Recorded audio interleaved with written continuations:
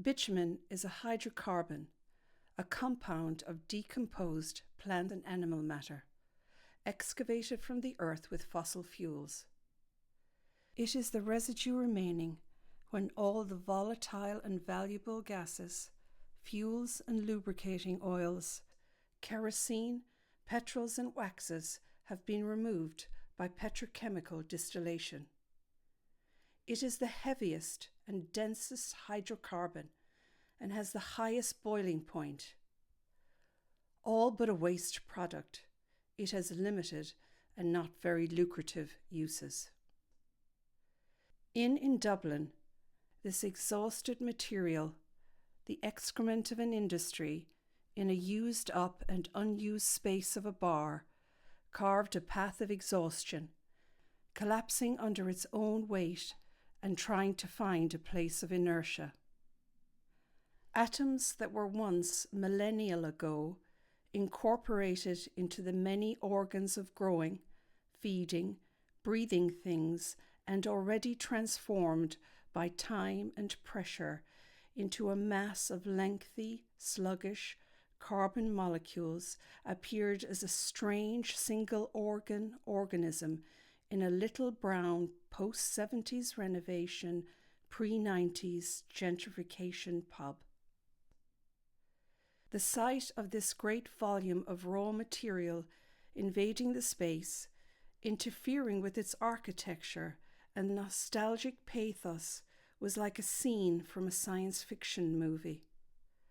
The bitumen, like some huge mutating alien presence, mimicked the surface of the brown vinyl of the bench seating, the organic forms of the decorative ceiling rose and motif in the wallpaper, the creases of the grubby, overlong curtains upstairs, and the swag and ruches of the curtains below. In contrast to the desiccation and stillness of its environment, in which the bar pumps, shelves, and fridges were empty, and the timbers, wallpaper, and paintwork upstairs dry and splitting. The bitumen looked wet and visceral, as if it had summoned, from somewhere in the depths of its past, enough vigour to play at being alive and breathing again. In his short story, Mr. Humphreys and the Inheritance, M.R. James described a man who inherits a property from an unknown uncle. The estate includes a mysterious maze which has been closed for many years and which reveals at its centre a strange ball on a plinth. Following several incursions into the maze, during which Humphreys sometimes finds his way to the centre with ease and sometimes becomes hopelessly lost and cannot relocate the copper sphere, he makes a plan of the layout. One evening, whilst tracing a copy, he notices and becomes transfixed by what appears at first to be an ink blot in the central area. As he gazes at it, he realizes it is a hole, not just through the paper, but through the table and the floor below, and into the bowels of the earth. He sees some kind of movement rising up from the depths, a burnt face, and arms riding towards him, and he throws himself back, knocks himself unconscious, and descends into a delirium for several days. Later, the sphere from the maze is split open to reveal a collection of ashes, and soon afterwards Humphreys raises the maze to the ground. We are left to infer that by some spatial slippage, the crematorium urn, hidden in the maze, has opened up via the drawing into an underworld.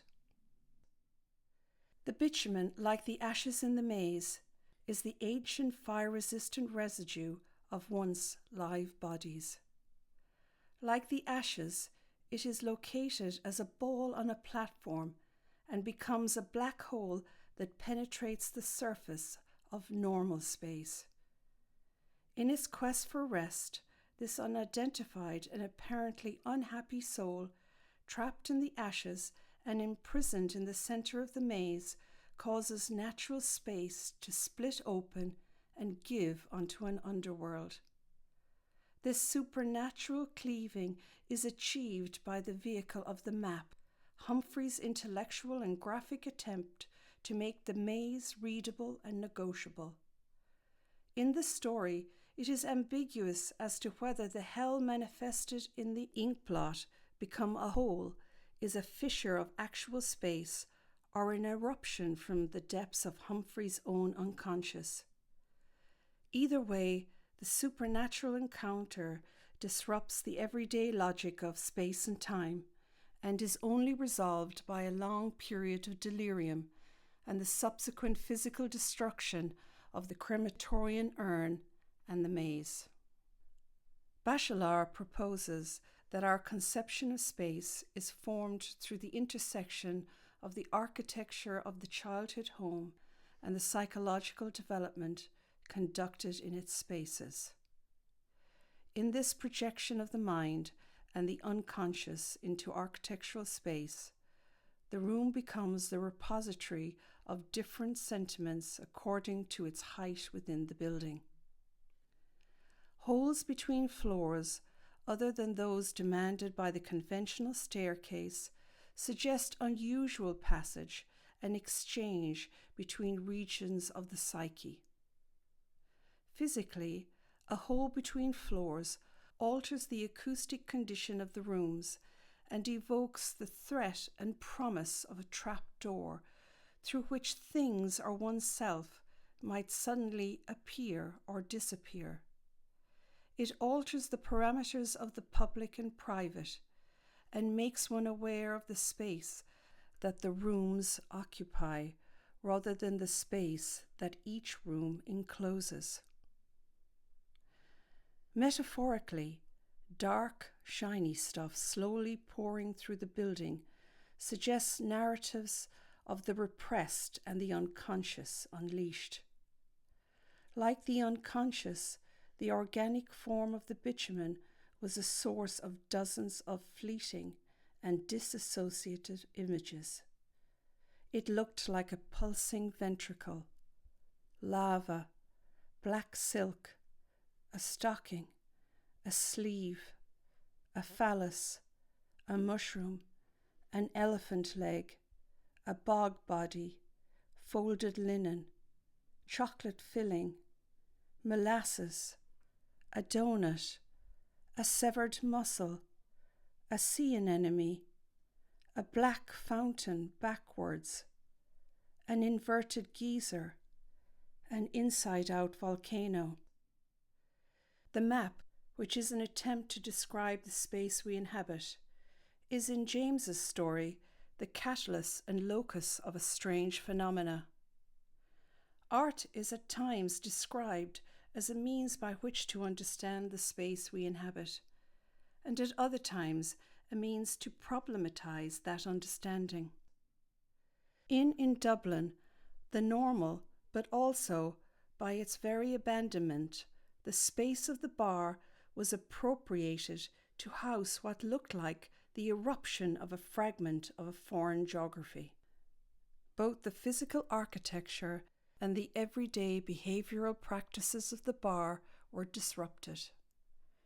To read this as part of a larger cultural narrative would be to understand it in relation to a particular point in the economic history of the city.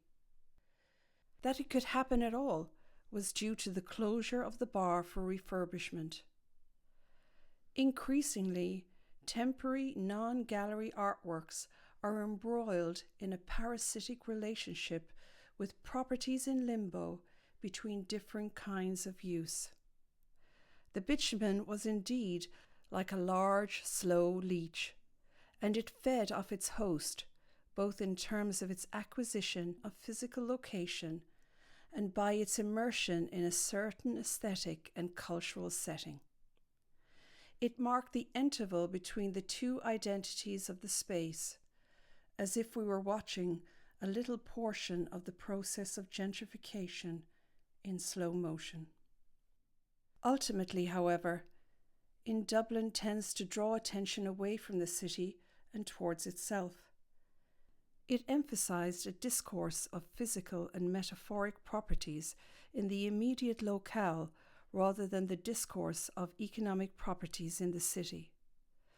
Like a Mobius strip, which seems to possess an endless but localized surface, it provoked one to repeatedly trace its form, like a model of how the universe might have begun or might end.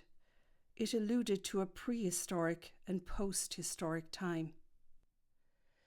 For very simple reasons, it was difficult to entirely assimilate, because it existed between two rooms and so could never be wholly seen from one position, because it was constantly but slowly changing, because it seemed to be turning itself inside out, because it pretended to be nothing other than what it was, a lump of bitumen in a Dublin pub, doing what bitumen does. The audience circulated up and down through the building to explore it. Upstairs, everyone leant across the spill of bitumen in an attempt to peer into the hole, but unless you were unusually tall, you could only look into its mouth, not into its throat or bowels. Downstairs, attention tended to fix upon the extent to which the flow of the bitumen was discernible, upon whether you could watch hard and long enough to actually see an apparently immobile air bubble move from one point to another. Like a black hole, it sucked its observers into its own spatial and temporal dimensions. The bitumen fell towards the centre of the earth, as if to return whence it came.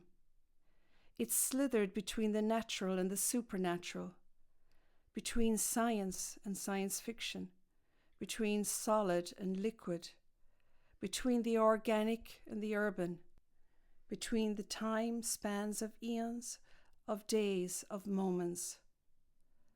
After a brief period of its public performance, the bitumen was broken up and removed, and soon the bar itself will be unrecognizable. All traces of the strange event, like Humphrey's maze, eliminated.